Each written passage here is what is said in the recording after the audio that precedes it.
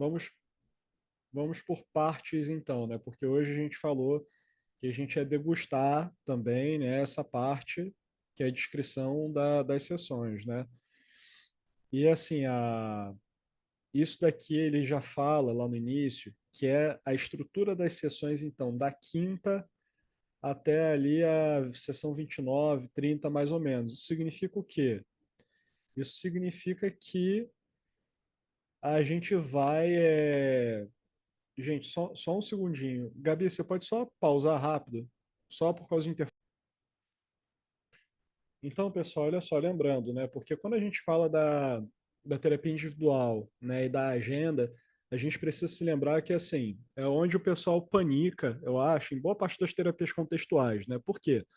Muitas vezes a ideia de estrutura da terapia cognitivo-comportamental implica, por exemplo, sessões que são planejadas, né, de ponta a ponta. Quando você vai nas terapias contextuais, né, muitas vezes o que você encontra, e na verdade assim, é um grande porém em cima disso, porque assim, as sessões mais detalhadas também que vocês vão encontrar nos protocolos de terapia cognitivo-comportamental são sempre sessões mais para o primeiro terço do tratamento, né? Mas o que eu quero dizer com isso é que a ideia de sessão é uma ideia onde você vai passar por alvos que são flexíveis e por temas também que são flexíveis, né? Mas isso não significa que a gente vai na base do o que der na telha. Não, não é isso. A gente de fato estrutura uma agenda de sessão, né? Essa agenda ela é construída principalmente com uma espinha dorsal em volta do cartão diário, dos temas do supercontrole, né? E, digamos assim, de habilidades que podem ser revisadas. Esses são, acho que assim, os três pontos aí principais, né, sobre essa espinha dorsal. Mas você tem sim ali uma estrutura sugerida, então, nessa sessão de terapia individual aqui que tem no capítulo. E ele fala que a primeira coisa, então, é você dar as boas-vindas e checar, então, com o cliente, né, durante o primeiro minuto. Então, isso envolve, aqui ele coloca, isso envolve dar as boas-vindas ao cliente, verificar brevemente para ver como é que o cliente está, e o terapeuta deveria estar alerta a sinais de desengajamento do cliente, né?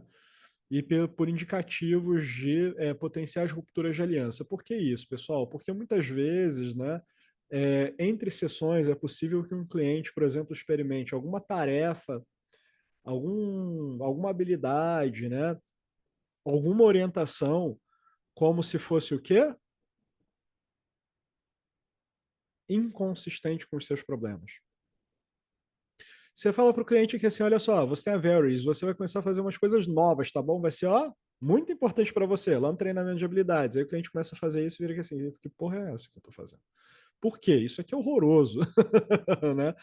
Assim, o que que isso significa? Qual a brecha que isso abre? Isso abre exatamente para a possibilidade de uma ruptura de aliança, né? Ou seja, a gente viu que a ruptura de aliança, uma das condições é exatamente que o cliente ele sente, então, que o tratamento não corresponde às suas necessidades, né? E aí isso representa então uma forma de desengajamento. Pergunta de 1 milhão para vocês que estão aqui, né? Quais são os sinais de desengajamento na terapia?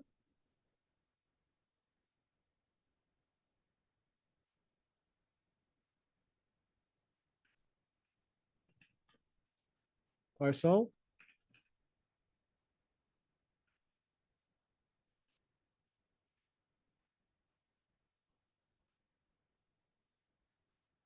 Tô esperando. O Ebert colocou até o smile ali da flat face. Tá bom, o que mais?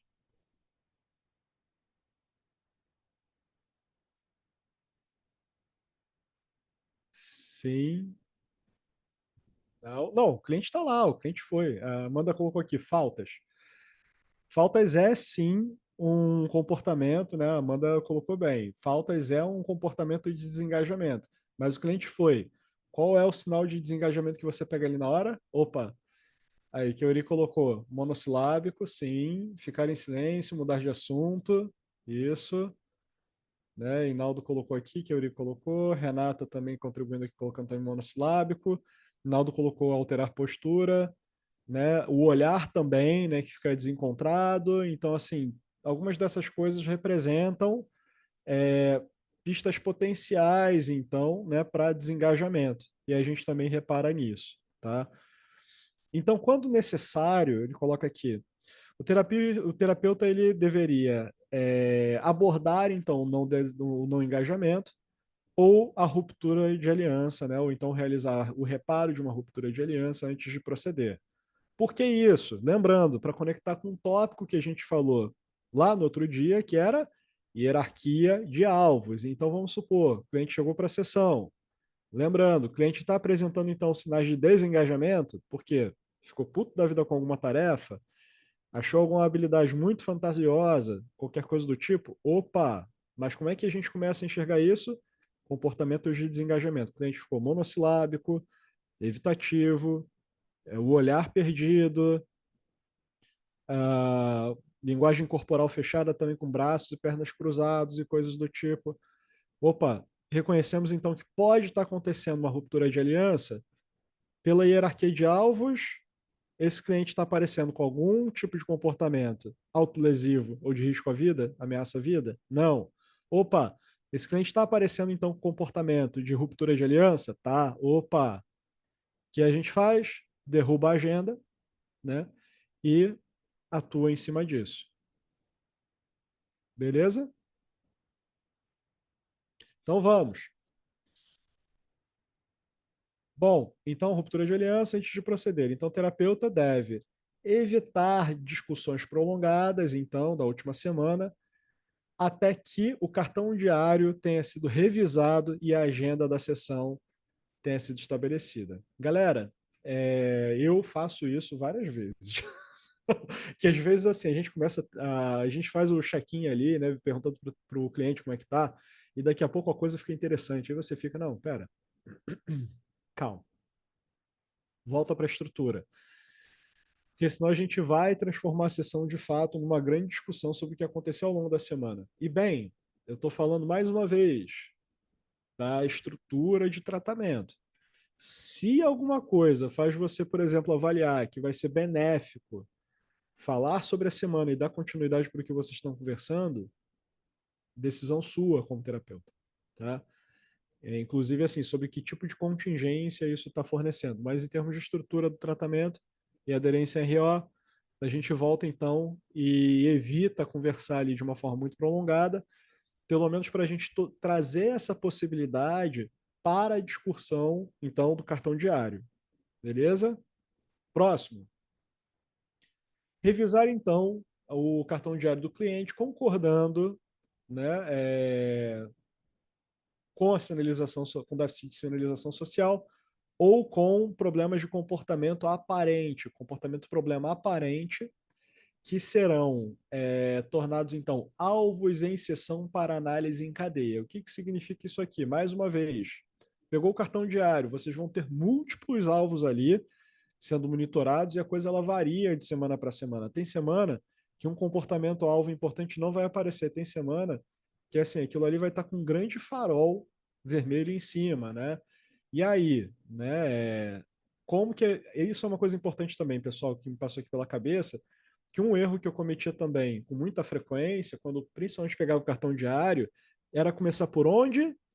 A gente, pela contingência, né? Como a gente aprendeu a ler as coisas, né? Da esquerda para a direita, é isso aí, né? E também em terapia, o que, que a gente aprendeu às vezes a fazer em função até da própria terapia cognitivo-comportamental? Situação, pensamento, emoção, comportamento. Opa! Ou seja, a gente tem um treinamento já a priori que ensina a gente a olhar primeiro para comportamento privado, para os nossos pensamentos, para depois a gente ir para comportamento. A RO faz o quê? Flac, troca essas duas coisas de lado. Então vocês priorizam, a gente sempre olha primeiro, até para ajudar o cliente, até para educar o cliente a perceber a própria sinalização social, a gente olha primeiro para os comportamentos públicos ou aparentes numa sessão de RO-DBT. Então, por exemplo, vai começar ali a ver o cartão diário com o cliente, opa, estou vendo aqui teu cartão diário. Vai direto para a sinalização social. Opa, então, tua expressão neutra aqui nessa semana estava bem presente aqui, principalmente depois da quinta-feira. E além da tua expressão neutra, o humor ácido também aqui na quarta-feira também pegou. Hum. E aqui o teu comportamento, né, de, de tratamento de silêncio ficou ainda intenso na sexta-feira. Vamos ver aqui. Parece que quarta-feira foi um dia que aconteceu alguma coisa. Pelo que eu estou vendo aqui da tua sinalização social. Que você sabe me dizer assim, o que foi de tão importante ali só para a gente organizar a nossa agenda em sessão? Não, o que foi de tão importante? Aí o cliente vai falar, ah, tá, beleza. E aí você vai para o comportamento privado, né? E aí você vai ver ali, ah, olha só, inclusive aqui, essa quarta-feira aqui a tua ansiedade também bateu alta, né? Então vamos pensar aqui. Então isso significa que essa coisa que você está me contando, é, você meio que começou a apresentar esse repertório, né? De expressão neutra, você começou a se fechar, e aí isso aqui está associado então com o estado de excitação defensiva, porque o teu nível de ansiedade aqui na quarta-feira já estava pegando já. Né? Então, assim, você traz de fato, primeiro, a sinalização social para o cliente ter a visão, né, do que ele está fazendo ali, que leva a pistas de ativação desse sistema de excitação defensiva, que leva a compreender quais são os comportamentos também que retroalimentam esse estado de excitação defensiva, para entender o enfrentamento que está caracterizando o supercontrole mal adaptativo ou desadaptativo. Fez sentido essa ordem, pessoal? Foi? Beleza. É como se a gente colocasse assim, a gente fosse educativo até na exploração do cartão diário, assim, sobre como que a sinalização social é o mecanismo de mudança. Ele é o mecanismo de mudança. E por que isso? Porque também vai falar sobre abertura, porque se a gente for explorar a abertura, a gente vai explorar isso na forma de comportamento de abertura. O que você está fazendo que indica abertura ali numa situação em relação a isso? O que você está fazendo que aponta para a direção de que você está fechado naquele momento? Beleza? O Herbert falou, faz muito, já que a sinalização social é um mecanismo de mudança, sim. Ah, beleza. Valeu, Herbert. Que Yuri colocou, no cartão diário também se monitoram comportamentos desejáveis? Sim, sim, perfeito, né? Por exemplo, você pode monitorar, seja na forma do uso de habilidades, né? Que as habilidades elas constituem, na verdade, conjuntos de comportamentos, tá? Ou você pode, por exemplo, destacar coisas específicas, né? Tem clientes, às vezes, que têm dificuldade de monitorar habilidades de uma forma mais direta, e aí você pode colocar, por exemplo, gestos amplos, para o cliente se lembrar de usar gestos amplos, né? Porque gesto, quando a gente fala de sinalização social, se eu fico aqui assim, né? Se eu fico fechado, tem gente que tem mania, e isso é contra a recomendação até em protocolo de medicina online, né? Médicos, por exemplo, ou prestadores de serviço em saúde que atendem desse jeito daqui, né? Isso aqui é uma postura que é muito defensiva, né? As pessoas não ficam muito à vontade. Agora, eu fazia isso muito também para apresentar quando eu ficava muito ansioso, né? Só que o problema é que assim, isso pode ser um comportamento universal defensivo e ao mesmo tempo isso daqui oferece um dado, uma pista, na verdade, de excitação defensiva, porque a minha movimentação fica presa e isso prende também a minha respiração. A pista de segurança é o calorzinho aqui na barriga, mas assim, isso aqui é contenção. Então, assim, qualquer coisa que eu tente, na verdade, fazer, isso aqui está retroalimentando o meu estado de excitação defensiva, em tese, tá? Porque, assim, é importante trazer isso, né? Essa parte toda de linguagem universal é muito experimental ainda, né? Ainda está muito numa fase de pesquisa. Então, em tese, isso daqui produz. Eu tenho um alvo, gestos amplos, né? Por quê? Porque, mais uma vez, se eu estou fazendo gestos amplos, eu não estou me escondendo de um predador, né? Eu estou aqui me fazendo ver, eu estou expressando para vocês a minha intenção. E é claro, né, eu também não estou falando de fazer aqui a dancinha fazer a Macarena da sinalização social, porque isso né, já significa outra coisa. Beleza? Então, assim, você pode ter esse alvo. Você pode ter o alvo de afanar as sobrancelhas, né, que é levantar a sobrancelha quando você fala. Você pode ter o alvo de pedir ajuda, né? E aí isso também seria um alvo de comportamento desejável. Beleza? Bom, déficit, aí em seguida, ele coloca o seguinte, né, que é a famosa análise em cadeia. Análise em cadeia, a gente vai ter um capítulo só sobre isso, né? O que acontece, pessoal? Quem vem da TCC, a análise em cadeia, ela é praticamente quase que o registro de pensamentos disfuncionais perdão, que você faz ali com o cliente, né? Que você faz situação, pensamento, emoção, comportamento, distorção cognitiva e assim por diante, né? É, isso daqui equivale para quem vem da análise do comportamento ao A, B e C, antecedente, comportamento, consequência. Com a diferença que a análise em cadeia é um processo de narrativa mais longo do que a análise ABC. É como se fossem, na verdade, várias análises ABCs em sequência, né? E até desorganizadas um pouco, dependendo do que acontece, né?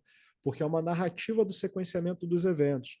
E a análise em cadeia, eu não sei a história, né? Mas assim, eu aprendi muito quando eu trabalhava ali na DBT padrão, como um procedimento que fala da narrativa, porque clientes ali que vêm da DBT padrão muitas vezes apresentam situações muito complexas, né? Ou conjuntos de situações que a gente não consegue fechar só num ABC ou só no registro de pensamentos disfuncionais. Aí você precisa da sequência de eventos e aí você vai ter diferentes problemas. E aí o ponto todo é que tem um determinado momento onde a gente vai trabalhar, né, na análise em cadeia com essa narrativa e entender em qual momento dessa narrativa seria útil, por exemplo, a gente empregar uma habilidade, né? Principalmente quando a narrativa oferece também um curso onde um problema escala.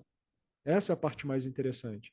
Eu estou me controlando aqui porque senão eu começo a explicar a análise em cadeia para vocês e a gente perde de foco a agenda da sessão. Então, assim, normalmente a gente tem ali, então, esse ponto que é discutir, então, revisar o cartão diário, então, para definir quais vão ser os alvos da sessão. Isso é muito importante porque senão o que acontece? A gente vai querer discutir tudo e não dá tempo de discutir tudo. Mais do que isso, as discussões dentro da RLDBT não acontecem de uma forma solta também. Elas acontecem na forma de análise funcional, né? Então, na medida que a gente discute um problema, a gente traz para análise em cadeia para discutir esse problema e depois a gente vai para análise de soluções com o objetivo de identificar comportamentos, então, que ajudam o cliente a lidar de outra forma com aquilo que aconteceu, na presença da pessoa que é importante para esse cliente, né? Lembrando que a intimidade aí vai ser um fator de decisão sobre que eventos a gente vai trazer para análise em cadeia, né? E aí a gente vai estar discutindo, por exemplo, o uso também de habilidades para esses momentos. Bom, então beleza. Depois que a gente selecionou, então, é, ali, né, os déficits de sinalização social e que a gente derrubou, por exemplo, a possibilidade de ter comportamentos, né, que ameaçam a vida, ou rupturas de aliança, aí sim a gente vai seguir adiante, né? E aí a gente pode até fazer umas verificações, como ele sugere aqui, né? Que é conduzir um breve check-in, né? Para ver se o cliente está participando do treinamento de habilidades, né? E como é que tem corrido as coisas. Isso é importante também. Renata está perguntando se a RealDBT tem ação oposta. Renata, a ação oposta desculpa, ela aparece como algo dentro da RODBT, mas não de uma forma direta, tá? Porque assim, ela é comentada em algumas habilidades, até se usa o termo ação oposta, só que ela não aparece como uma habilidade em si, beleza? Aparece até para o terapeuta, por vezes isso. Tem, por exemplo, um trecho sobre ruptura de aliança que ruptura de aliança e também protocolo de resposta, né, a comportamentos de não me machuque ou comportamentos de resistência, né, o pushbacks ali. Que ele recomenda ao terapeuta fazer a ação oposta em relação a né, retalhar o cliente, por exemplo, né? Ou então se fala de ir na direção oposta, por exemplo, né, das nossas tentativas de controle. Então, assim, a ação oposta está ali, mas não aparece exatamente como se fosse uma habilidade de ação oposta. Beleza? Só porque, bom, eu tenho a minha ideia, né, de que isso não aparece com o risco disso virar uma regra, de alguma forma. E aí o cliente começa a achar que sempre que ele se sente fechado, ele tem que estar aberto. E isso não é verdade, né? O cliente precisa decidir de uma forma flexível se o momento que ele está se sentindo fechado, se ele deve, na verdade, abrir ou não. Beleza? Eu penso que foi por causa disso que o Lynch colocou dessa forma. Mas seguindo, então verificou então a frequência com que o cliente atende então ao treinamento de habilidades, a classe de treinamento de habilidades. Então, se necessário, o terapeuta deveria então avaliar também problemas relacionados a isso. Por quê? Mais uma vez, um cliente que ele falta o treinamento de habilidades, isso também significa ruptura de aliança. Pode não ser exatamente com o próprio terapeuta, tá? Mas é com o tratamento. E aí essa ruptura de aliança ela pode estar acontecendo também se o cliente ele está ali resistente sobre o treinamento de habilidades. Por exemplo, o cliente está puto da vida, né? Não quer ir para o treinamento de habilidades por causa da participação sem planejamento. Cara, dá para imaginar, isso acontece muito. Né? Então, o que a gente tem que fazer? Trabalhar a ruptura de aliança ali com o cliente também em função das ausências no treinamento de habilidades.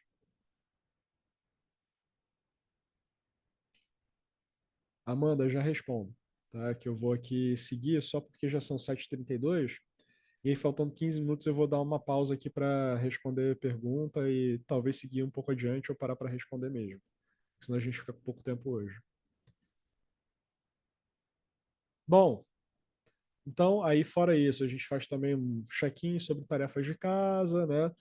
Então a gente vê que tá, o terapeuta então deveria identificar qualquer dificuldade, né? Ou dar atenção a qualquer tipo de solução de problemas. Então, sobre a agenda da sessão. Então, aqui ele já está falando sobre como que a gente fala, então, de processos relacionados à solução de problemas e identificação de habilidades. Que, mais uma vez, assim, a gente tem que tomar muito cuidado em relação a essa parte da solução de problemas, porque, imagina, né, você tem um livro de treinamento de habilidade que é um calhamaço desse tamanho. Beleza. E você começa a arremessar a habilidade para o cliente. Eu sempre acho que, assim, quando a gente trabalha com treinamento, com análise em cadeia, você vai passando situação por situação e vai vendo, por exemplo, quais são as alternativas que um cliente tem, né, para não deixar o problema escalar. Beleza. O problema é o seguinte: se você começa a passar por toda a cadeia e começa a ficar encontrando solução para tudo, uma série de coisas acontecem. De um lado, você está despejando solução de problemas no cliente. Isso produz um reforço sobre reparo compulsivo. Né? A segunda coisa é que, se você faz, por exemplo, se você levanta um volume muito grande de soluções de problema para um cliente, a experiência que esse cliente vai ter ali vai ser de invalidação, vai ser uma experiência de inadequação também, que está fazendo tudo errado, né, de uma série de coisas. Então, assim, é importante dosar exatamente o quanto que vocês vão aprofundar a análise de soluções, inclusive pensando quais soluções que vocês vão conseguir trabalhar com o cliente de uma forma não só descritiva, né? Na RODBT existe muita ênfase sobre a gente fazer roleplay com o cliente para demonstrar habilidades, para facilitar esse processo de aquisição de habilidades, né? É, o risco que a gente corre quando a gente faz um processo de terapia focado em habilidades é exatamente que a gente acabe focando, por exemplo, em vomitar soluções para um cliente e aí a gente não consegue fazer a transferência de habilidades dentro de uma transferência de repertório comportamental. Então, assim, aí a gente volta para o cognitivismo, né? Ou seja, não, você faz isso, isso, isso aqui. Conseguiu ter a cognição, conseguiu entender isso daqui? Quando a gente faz isso, a gente está trabalhando errado, né? Aí o que que a gente precisa fazer? Não, então olha só, vamos demonstrar esse comportamento. Então olha só, e ver também como é que ele funciona. Por quê? Às vezes não funciona, né? O cliente vai vir aqui assim, ih, olha só, se eu falo isso com meu filho, se eu falo isso com a minha esposa, se eu falo isso com meu chefe, não vai rolar desse jeito não. Opa, beleza. Terapeuta RODBT não pode ter medo desse tipo de coisa, né? De fazer um roleplay, por exemplo, e virar aqui assim, talvez não seja essa a saída. Aí a gente faz o quê? A gente olha com humildade para isso e vamos pensar em outra coisa então? Ou então vamos pensar um pouco mais sobre isso para uma próxima sessão, né? Então, assim, a gente precisa ser capaz de dosar e reconhecer, por exemplo, o que está sendo eficiente ou não. E a gente precisa trazer o comportamento também ali para a sessão para trabalhar com o cliente. Não dá para ser só na base da compreensão, não. Bom, em seguida, então, a gente tem finalização, então, da agenda da sessão e concordar, então, com o tempo que vai ser tomado para cada item da agenda. Isso daqui eu acho, sinceramente, muito abstrato, tá?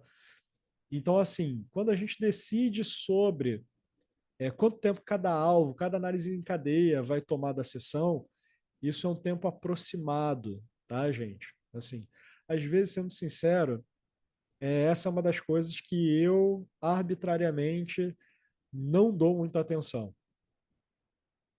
Confesso para vocês, assim.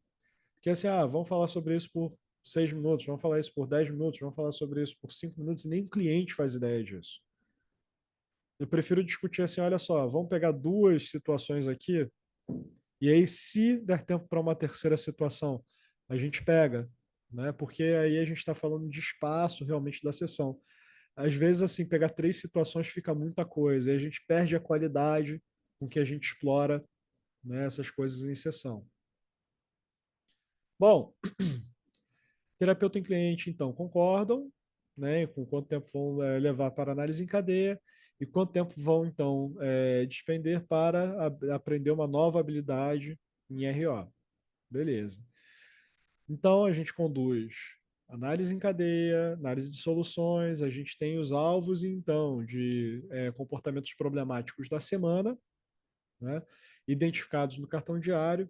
Ele coloca aqui, idealmente, de acordo com os princípios da RODBT, que apontam que o supercontrole é um problema de solidão emocional, a maior parte, né, das análises em cadeia em RODBT serão sobre os déficits de sinalização social dos clientes supercontrolados e problemas relacionados com a expressão aparente de emoções ao invés de experiências internas, né, gente? Então, assim, tem uma coisa que, mais uma vez, né, é,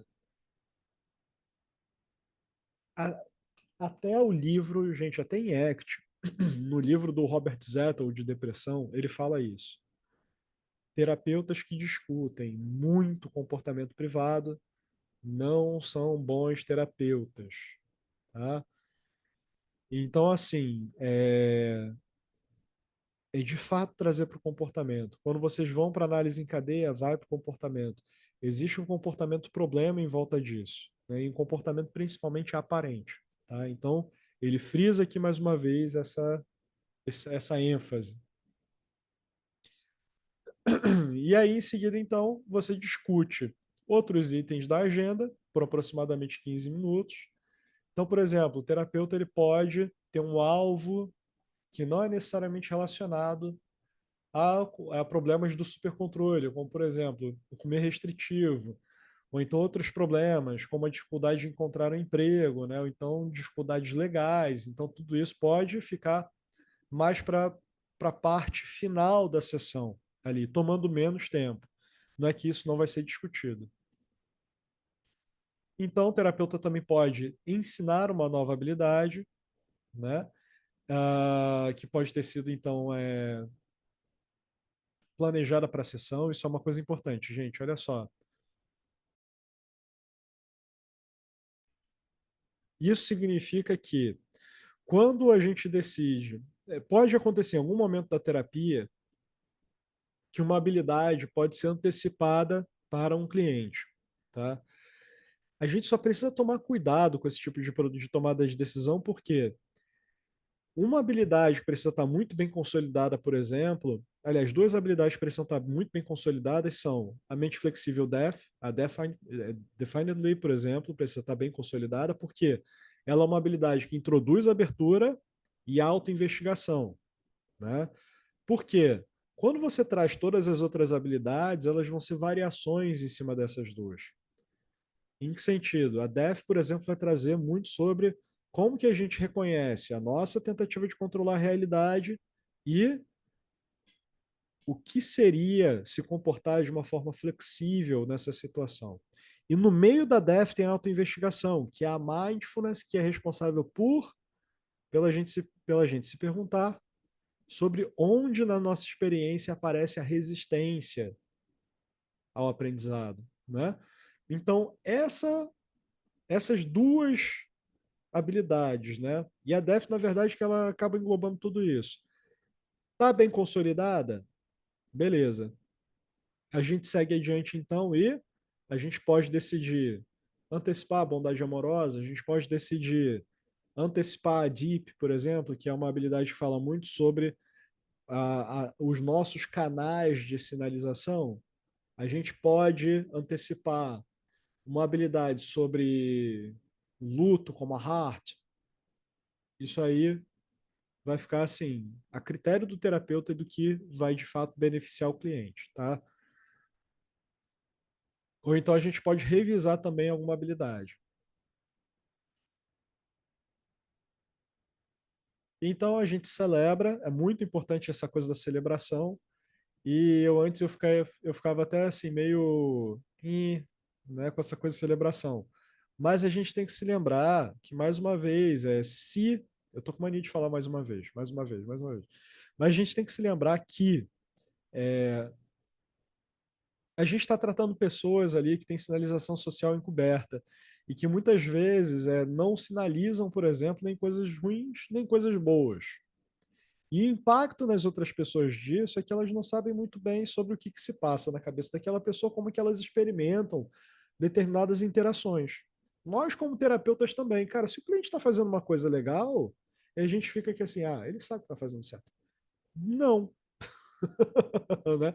Aí a gente está parecendo o nosso pai que fala que assim, parabéns, não fez mais do que a sua obrigação. Que cocô, né? Então, não, a gente tem que praticar aquilo que a gente de fato prega. Então, quando a gente traz isso na forma de um comportamento público, a gente facilita o quê? Que um comportamento seja modificado, porque a gente está utilizando uma contingência de reforço positivo. É para usar isso. Então, quando ele coloca ali a celebração, o que está dando certo? O que você gostou, por exemplo? O que foi interessante que o cliente fez ao longo da sessão ou durante a última semana? É o empenho? Tá no treinamento de habilidades? Ter assumido de uma forma aberta, que esqueceu de fazer o cartão diário? Até isso a gente celebra. Porque o cliente podia ter inventado qualquer coisa. Meu cachorro comeu o cartão diário. Eu não preenchi. Doutor, pronto. Aí está encobrindo um comportamento ali que representa a ruptura de aliança, né? Então, a honestidade a gente celebra também. Tudo a gente vai celebrando como uma forma de tornar público, então, que ele foi feito alguma coisa na direção da abertura, tá? Então, a gente encerra a sessão em aproximadamente nos 2 minutos finais, né? E o terapeuta ele deveria, então, fazer um resumo da sessão, dos eventos, né? E de qualquer habilidade, então, que o cliente aprendeu. E o terapeuta também deveria incluir um lembrete, né? De algum trabalho de casa específico que pode ser, então, definido para a próxima semana, para a semana seguinte. Então, pessoal, e tem várias formas aqui. Às vezes, por exemplo, para a gente verificar o engajamento do cliente, a gente pode perguntar de uma forma aberta para o cliente o que foi mais importante para ele daquela sessão. Por quê? O cliente que vira que o Darth Vader é pai do Luke Skywalker. Caraca, nada a ver, né? Por quê? Aí a gente está vendo que o cliente está desengajado. O cliente falou uma coisa muito bonitinha que não estava nem na terapia nem foi discutido, né? A gente pode entender isso aí como uma forma de desengajamento. Então, o momento de feedback, né, e de resumir a sessão é uma coisa importante, é um passo importante também para o tratamento de uma forma bem ampla. Beleza? Galera, então, fazer uma pausa aqui só para responder alguma pergunta que esteja aqui no chat. Da Keuri, Pedro, não é recomendável usar muito as fichas com o cliente. Como você costuma ensinar as habilidades? Eu não sei de onde é que está escrito que não é recomendável usar as fichas, porque assim, tem roleplay do Thomas trazendo o próprio livro, né, de habilidades e pedindo para o cliente, inclusive, pegar o livro do treinamento de habilidades na sessão para fazer a solução de problemas. As fichas não. Em que Vou sentido? abrir para falar. Em algum momento, eu não lembro aonde, mas tem no livro, que ele fala que não é recomendado a gente mostrar muitas coisas, tipo, da teoria biossocial, mostrar Ah, sim. coisas estruturadas, mas as fichas tudo bem, então. Para não ficar um aulão, né? Mas assim, o Thomas ele recomenda as pessoas a usarem o livro de o treinamento de habilidades e até apontarem, por exemplo, e assim fazer revisar até habilidades em sessão, né, quando necessário, né? A gente deve dar preferência, deixar o ensinar novas habilidades ao treinamento de habilidades. Isso é um ponto. Mas de novo, assim, se for decidido, né, que tem alguma habilidade que precisa ser antecipada, né, como por exemplo porque tem uma experiência de luto que aconteceu ou alguma coisa nesse sentido, não existe uma proibição sobre isso, tá? Mas sim, o objetivo do Thomas quando ele escreve isso, né, sobre não trazer muitos conteúdos na sessão, é porque assim, o cliente RO, o cliente super controlado, né, ele adora uma aula. E aí, assim, o terapeuta palestra ali, né? Também vai encontrar um ambiente muito fértil para todo mundo se perder num grande aulão. Então é nesse sentido. Mas valeu pela pergunta, que é muito importante. Ótimo. Pessoal, mais alguma pergunta sobre a condução de sessão, estrutura da sessão,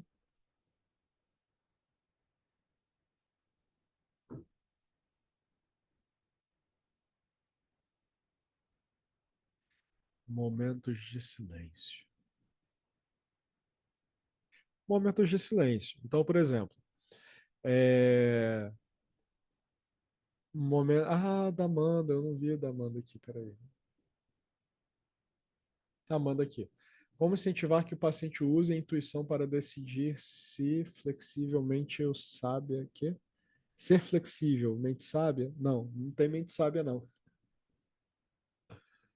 Ah, aí foi respondida quando você. Ah, beleza. Tranquilo, Amanda. Assim, a dialética ali na. Foi legal você ter falado da mente sábia, porque a dialética da Real DBT não tem a mente sábia. A gente fala da mente flexível, né? Mas assim, ela fala também da intuição, né, que não tem um jeito certo de fazer a coisa. E aí, assim, normalmente a orientação dessa intuição é na direção do aprendizado. Então, o que seria importante para mim, né, aprender aqui nessa situação, experimentar uma coisa nova, é assumir responsabilidade por alguma coisa, abrir mão da minha competitividade secreta e celebrar a outra pessoa, né? Então, assim, a intuição ela vai na direção da abertura. Aliás, duas coisas. A intuição vai em direção à abertura, né? E ao desejo ou nível de intimidade que uma relação representa ali, né? Porque assim, a gente pode pensar que assim, é, vou demonstrar intimidade pelo toque com essa pessoa, tá? Mente flexível deep, que é uma habilidade. Agora a pergunta: eu estou fazendo isso porque está na habilidade ou estou fazendo isso porque é uma relação íntima e de fato, né? O toque seria o canal de expressão de carinho nessa relação. Porque para não virar Sheldon, né? E que vai para todas as pessoas, there, né? Então, assim, Então, tem clientes ali que eles podem acabar usando as habilidades, né? Quase que na forma do eu sou um bom aluno, né? E não é bem assim. Então, assim, a gente quer que esses clientes sejam capazes de avaliar contextualmente situação a situação, qual vai ser o nível de abertura e intimidade que eles de fato desejam para aquele relacionamento. É aquele meme da família, só se abraçar no ano novo. É isso, né? Faz para bater ponto, não é para bater ponto. Não é para bater ponto. Beleza. Mais perguntas, gente? Então tá certo. Pessoal, deixa eu ver aqui. Então, encerramos esse capítulo daqui, que é o capítulo 4, né? E aí a gente vai começar a entrar no capítulo 5, que é sobre como que a gente trabalha com o engajamento do cliente, né? Então, assim, vai ser um capítulo importante, porque, assim, imagina que a gente está falando de clientes que são bem... tem baixa sensibilidade à recompensa, né? Então, assim, a gente precisa ter algumas estratégias de manejo, de fato, né? Para manter, então, a nossa condução consistente, né? Então, essa parte vai ser bem interessante porque a gente vai falar muito sobre. Aliás, tudo que a gente fala aqui tem sido sobre manejo dos clientes de uma forma geral. Mas esse capítulo tem um papel especial em volta disso. Tá bom? Nos vemos então na próxima semana. E, pessoal, lembrando, tá? Porque assim, na semana do dia 3 ao dia 7 vai ser carnaval, né? Então a gente não vai ter encontro ali. A gente faz uma pausa. Beleza? Gente, ficamos por aqui então. E um beijo grande para todo mundo. Tchau, tchau.